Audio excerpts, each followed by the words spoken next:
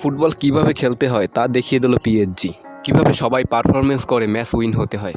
কালকে পিএসজির ম্যাচের দিকে যদি তাকান, পিএসজির প্রতিটা প্লেয়ারের ম্যাচ র্যাঙ্কিং 7-এর উপরে ছিল।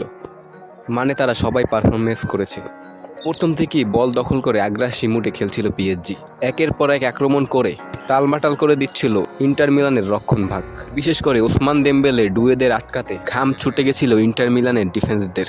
বিশেষ করে ডুয়ের কথা না বললেই নয়, 19 বছর বয়সী এই ফ্রান্সের ফরোয়ার্ড কি পারফরমেন্সটাই না করলেন কাল রাতে। তার ম্যাচ র্যাঙ্কিং ছিল 9.3।